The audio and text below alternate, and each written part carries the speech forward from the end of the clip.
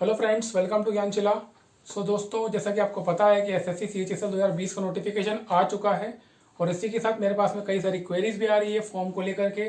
कई सारे डाउट्स और कई सारी क्वेरीज जो मुझे लगता है काफ़ी हद तक जेन्युइन है।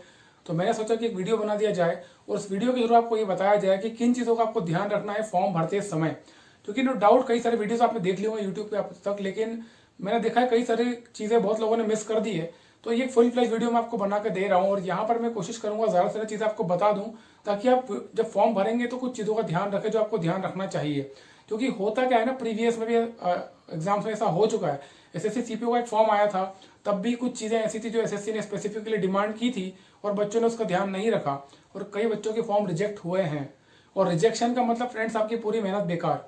आपने फॉर्म भरा और भरते समय आपने कुछ चीज़ों का ध्यान नहीं रखा और आपका फॉर्म रिजेक्ट हो गया, तो आप उसके बाद कुछ नहीं कर पाओगे। एसएससी आपकी कोई भी रिक्वेस्ट को एंटरटेन नहीं करेगा।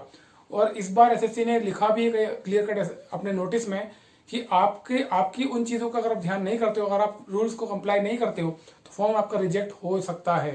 ठीक है, तो आप इस चीज़ का ध्यान रखिए, मैं आपको जो बता रहा हूँ।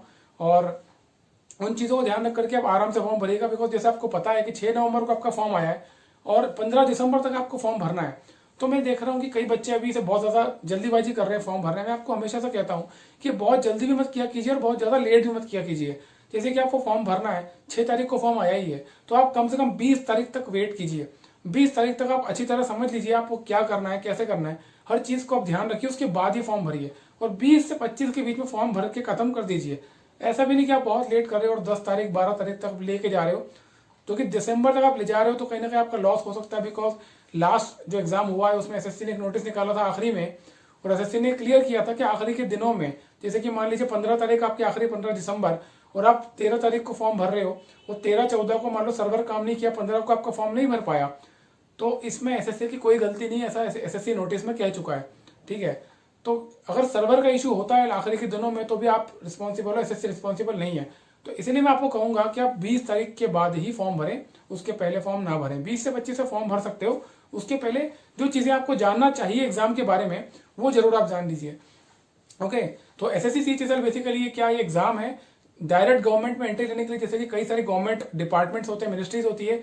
मिनिस्ट्रीज मतलब कौन सी, रक्षा मंत्रालय, आपका फॉरेन मिनिस्ट्री, होम मिनिस्ट्री या रेलवे मिनिस्ट्री, या कई सारे मंत्रालय होते हैं। इसके अलावा कई सारे डिपार्टमेंट होते हैं, जैसे कि आपका सीबीआई हो गया, central bureau of investigation, enforcement directorate, national investigation agency, post office, election commission of India, ये आपका central secretariat services. In department से डायरेक्ट एंट्री होती है अलग अलग पोस्ट पे, जैसे कि lower division clerk, sorting assistant, postal assistant, data entry operator. इस प्रकार की 5-6 पोस्ट होती है जो आपको मिलती है डायरेक्ट वहां पर मिनिस्ट्रीज में और डिपार्टमेंट्स में। तो ओवरऑल देखेंगे तो ये जो एग्जाम है ना बहुत ही बढ़िया है। और अगर आपका एस्पिरेशन है गवर्नमेंट ऑफिसर बनने का, आपका फ्यूचर में गवर्नमेंट डिपार्टमेंट्स में ही काम करने की इच्छा है, यही आपका ड्रीम है, तो मैं रिकमेंड करूंगा कि हर किसी को ये फॉर्म जरूर भरना चाहिए।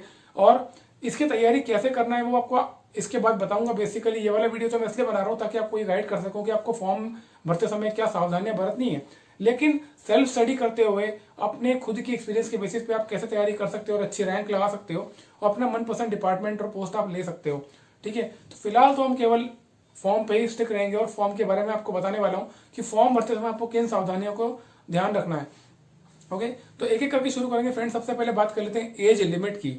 एज लिमिट को लेकर के बहुत सारे बच्चों को बहुत डाउट रहता है, तो उस डाउट को मैं अभी क्लियर कर दे रहा हूं और इतनी सरल भाषा में करूंगा कि आप अच्छी तरह समझ जाओगे कि आपका जो दायरा है वो क्या है, इसके अंदर आप आ रहे हो या नहीं आ रहे हो। देखो, पहली बात तो ये कि एसएससी जो एज काउंट कर रहा है वो काउंट कर रहा है 1 जनवरी 2021 से। ओके, 1 जनवरी 2021 से वो एज काउंट कर रहा है। और इसकी जो एज लिमिट है, एसएससी सीएचएसएल एग्जाम की जो एज लिमिट है वो 18 से 27 साल है। अब आप समझो आपके लिए कि आपका बर्थडे कब आता है, ये आपको पता होगा।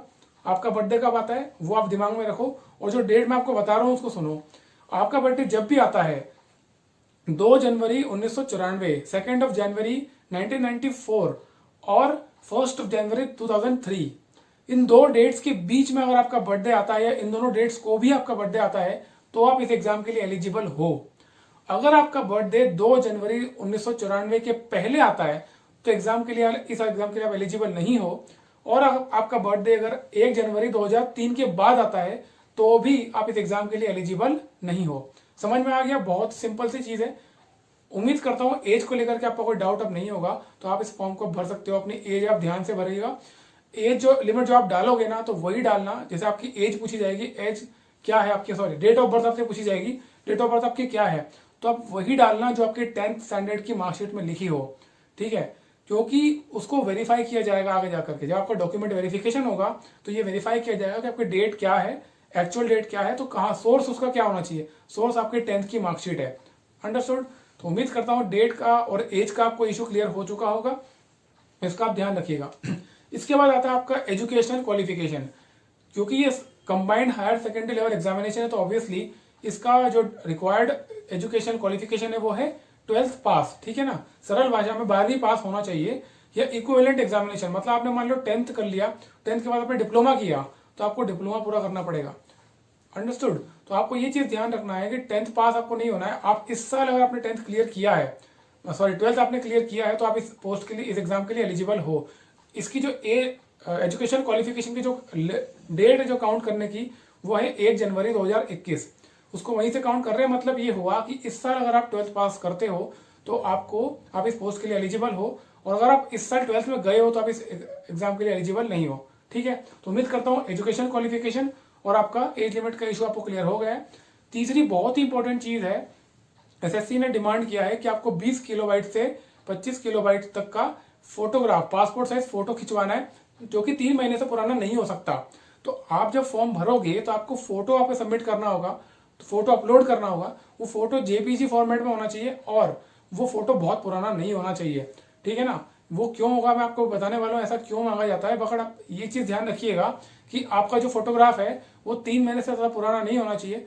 और जब आप फोटो खिंचवाओगे, अभी रिसेंट फोटो जो है उसमें फोटो खिंचवाने की डेट लिखी होना चाहिए। तो मैं तो आपको ये रिकमेंड करूंगा कि आप रिसेंट फोटो ही लगाना। और इसका रीजन मैं आपको बताता हूँ ऐसा क्यों होता है।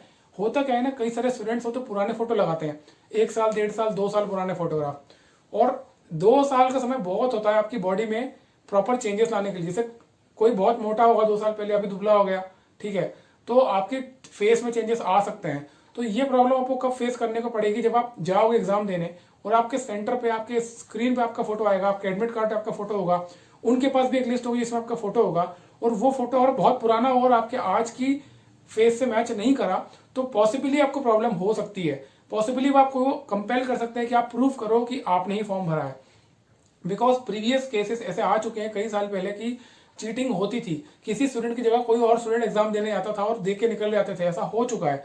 तो एसएससी इसकी इसलिए सावधानी बरतता है और उन्होंने ये चीज क्लियर करने की कोशिश की है कि आप इसका ध्यान रखें कि आपको जो फोटोग्राफ है वो बहुत ज्यादा पुराना नहीं होना चाहिए, ठीक है। तो इन 3 चीजों का स्पेशली आप बहुत अच्छी तरह ध्यान रखिएगा। अपने एजुकेशन क्वालिफिकेशन को आप देख लीजिएगा।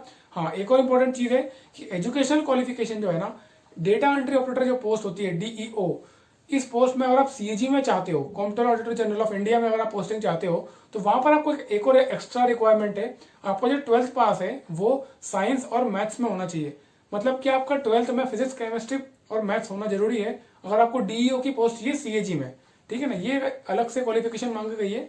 इसके अलावा बाकी सबके लिए 12th पास किसी भी स्ट्रीम में हो सकता है। आपका आर्ट्स में या कॉमर्स में या मैथ्स में कहीं भी आपका 12th है वो चल जाएगा, ठीक है। इसके अलावा फ्रेंड्स बहुत सारी चीजें इस पर्टिकुलर एग्जाम के बारे में, इसके अंदर आने वाली पोस्ट के बारे में, जैसे कि एलडीसी क्या होता है और आपका डेटा एंट्री ऑपरेटर का जॉब प्रोफाइल क्या होती है, सॉर्टिंग असिस्टेंट, पोस्टल असिस्टेंट, बहुत अच्छी पोस्ट है, बहुत अच्छी जॉब प्रोफाइल्स है। तो वो है ना, मैं आपको बाद में बताऊंगा। बिकॉज ये वीडियो मैं बना रहा हूँ केवल आपको अवेयर करने के लिए कि आप फॉर्म जब भर रहे हो वो थोड़ा ध्यान से भरो। जितने वीडियोस आप देखते हो तो ठीक है, लेकिन आप खुद भी थोड़ा सा पढ़ो कि नोटिफिकेशन में क्या लिखा और उसके बाद फॉर्म भरिएगा। और 20 तारीख के पहले फॉर्म नहीं भरना है, 20 नवंबर के बाद ही फॉर्म भरना है, ठीक है।